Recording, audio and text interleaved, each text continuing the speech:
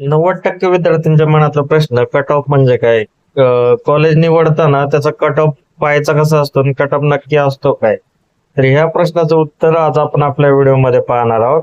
नक्की cut off कशाला म्हणणार आहेत आणि तो कसा पाहायचा, त्याच्यानुसार इंजिनिअरिंग ऍडमिशन चे जे आपण ऑप्शन फॉर्म भरणार आहे त्याची लिस्ट कशी बनवायची, त्या सगळ्या गोष्टीची माहिती तुम्हाला कट ऑफ म्हणजे काय या आजच्या व्हिडिओमध्ये पाहायला मिळणार आहे. तर व्हिडिओ स्किप करू नका, व्हिडिओ शेवटपर्यंत पहा.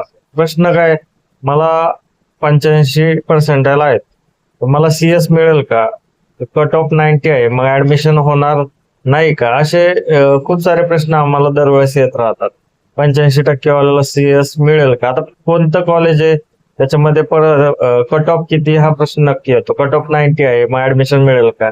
तर 85% असेल, कट ऑफ 90 असेल तर तिथं थोडंसं अवघड होणार आहे. म्हणून आपल्याला सुरुवातीला कट ऑफचं माहिती घेणं गरजेचं आहे.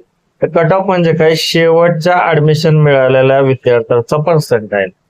याला पास किंवा फेल नाही, तो विद्यार्थी त्या CET मध्ये स्कोअर केलेला आहे, पण एखाद्या कॉलेजमध्ये शेवटचा ऍडमिशन घेणाऱ्या विद्यार्थ्याला किती पर्सेंटाईल होता त्याला आपण कट ऑफ असं म्हणतो. म्हणजे एखाद्या ब्रांचचा कट ऑफ 85% वर लागला असेल, एखाद्या ब्रांचचा 60% वर लागला असेल, ते हे इथे डिफर करतात.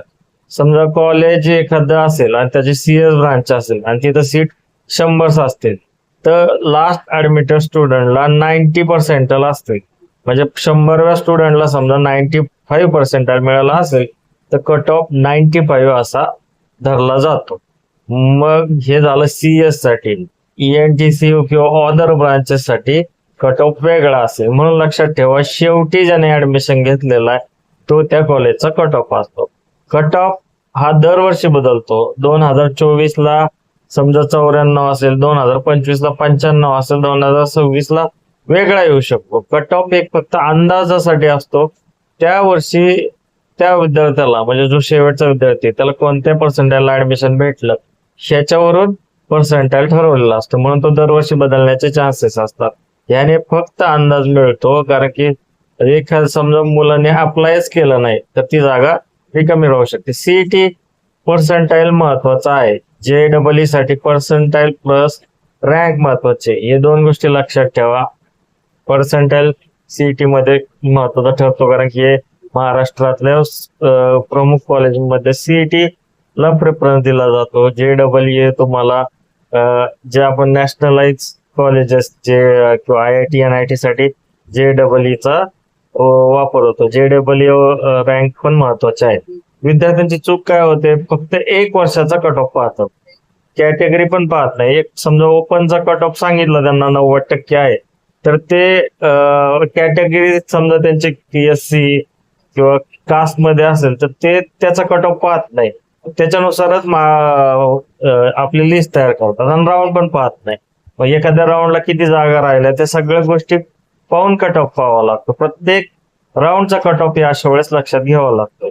म्हणून जर तुम्हाला 90% वाला स्टुडंट असेल त्याला ड्रीम कॉलेज हे 93+ असणार आहे. 93+ वाला कॉलेज त्याने टार्गेट करायचं, पण त्याला मिळणारं टार्गेट कॉलेज कोणतं असणार आहे? 88 to 92. म्हणजे 88 ते 92 मधील जे कॉलेज आहेत हे त्याच्यासाठी महत्वाचे असणार आहे, ते त्याला मिळू शकतात. 93+ वाले कॉलेज तर मिळण्याची शक्यता कमी असते. सेफ कॉलेजमध्ये 80 ते 87 हे कॉलेज त्याला मिळूच शकतात. म्हणून कट ऑफ हा अंदाज आहे, भविष्यवाणी नाही.